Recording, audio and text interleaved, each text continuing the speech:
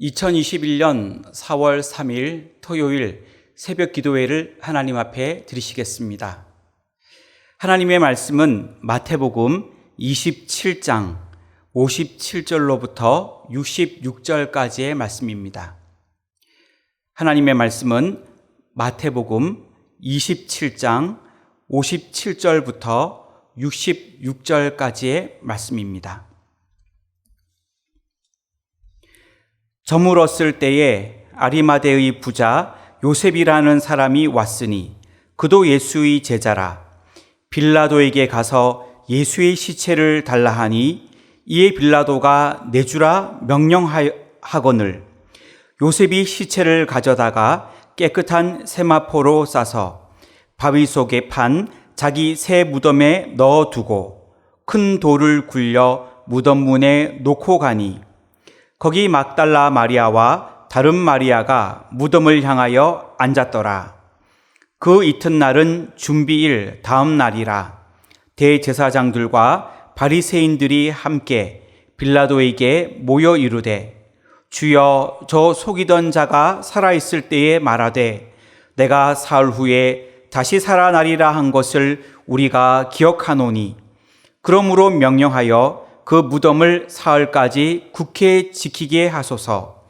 그의 제자들이 와서 시체를 도둑질하여 가고 백성에게 말하되 그가 죽은 자 가운데서 살아났다 하면 후의 속임이 전보다 더 클까 하나이다 하니 빌라도가 이르되 너희에게 경비병이 있으니 가서 힘대로 굳게 지키라 하거늘 그들이 경비병과 함께 가서 돌을 임봉하고 무덤을 굳게 지키니라.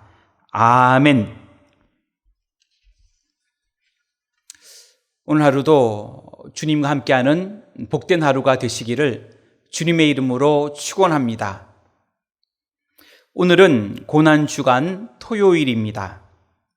예수님께서 운명하신 이후에 정작 예수님의 장례는 예수님의 가족이나 12제자에 의하여 장례가 진행되지 않았고 아리마대 출신의 요셉이라는 사람에 의하여 장례가 거행되었습니다.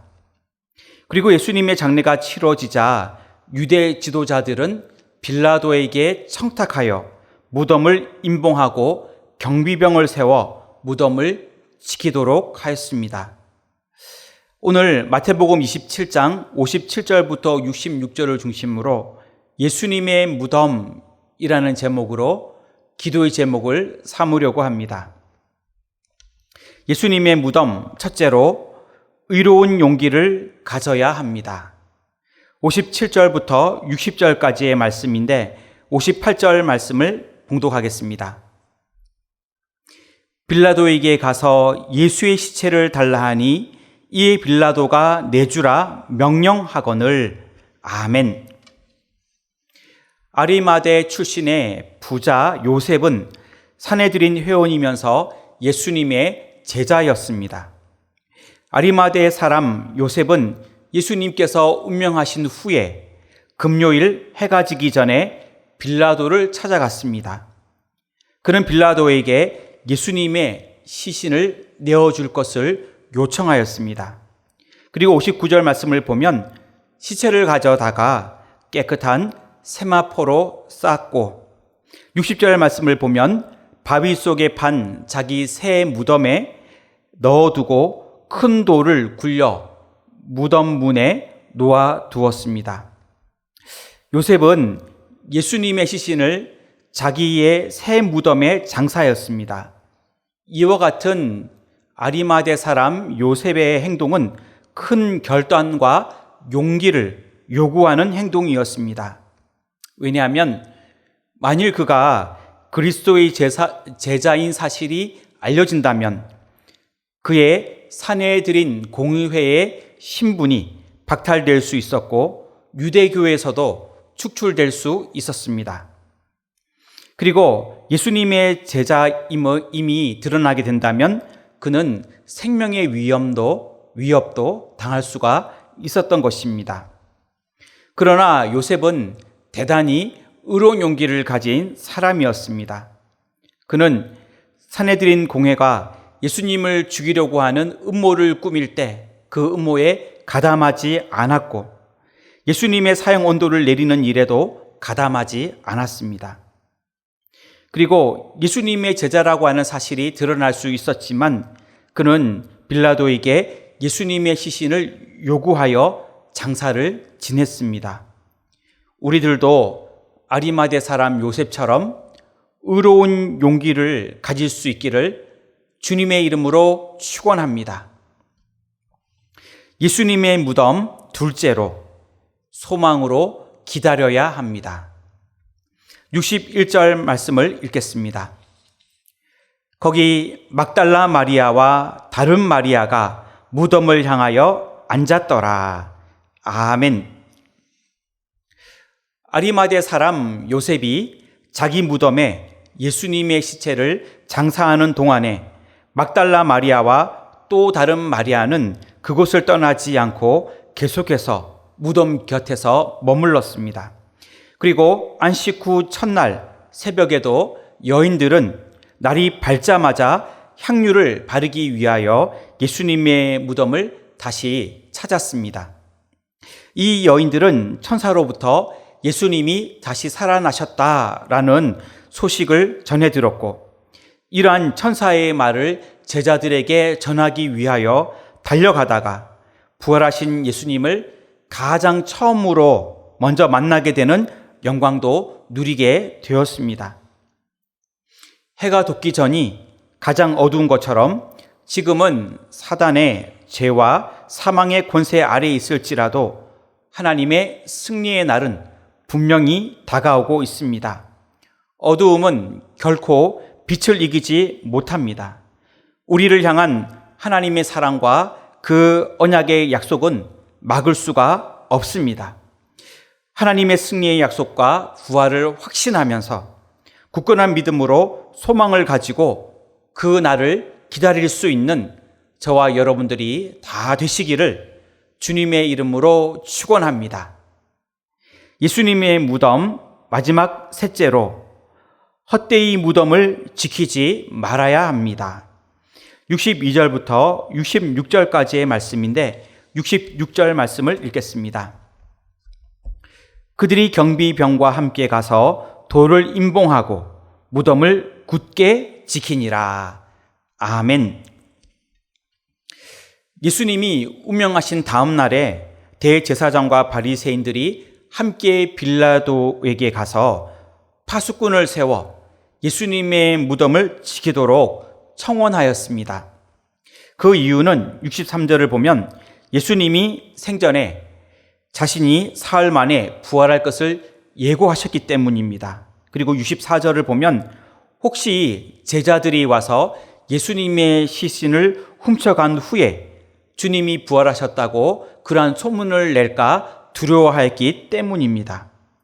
그래서 그들은 경비병을 세워 예수님의 무덤을 굳게 지키게 하였습니다. 하지만 이러한 그들의 노력은 헛되이 무덤을 지키는 수고가 될 뿐이었습니다. 안식 후 첫날 새벽에 예수님의 무덤을 지키던 파수꾼들은 주의 천사를 보게 되었고 그들은 크게 무서워하며 떨었습니다. 그리고 경비병들은 성으로 들어가 부활의 사실을 대제사장에게 고하였습니다. 대제사장들과 장로들은 함께 모여 이 일을 의논하고 군인들에게 돈을 많이 주면서 예수님의 제자들이 예수님의 시신을 도둑질하여 갔다라고 거짓 소문을 내게 하였습니다. 그러나 예수님은 부활하신 후에 막달라 마리아에게뿐만 아니라 많은 제자들에게 직접 나타나 보이시며 자신의 부활을 증거해 주셨습니다.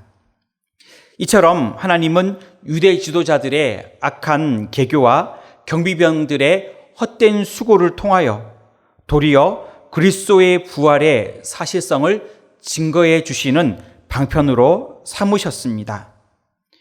저와 여러분들은 하나님을 대적하는 헛된 수고가 아니라 주님을 위하여 아름답고 복된 수고를 감당할 수 있기를 주님의 이름으로 축원합니다.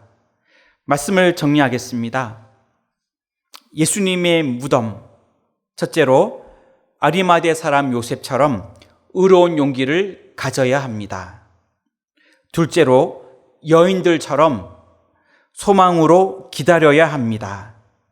셋째로 경비병처럼 헛되이 무덤을 지키지 말아야 합니다. 이러한 저와 여러분들이 다 되시기를 주님의 이름으로 축원합니다. 기도하겠습니다.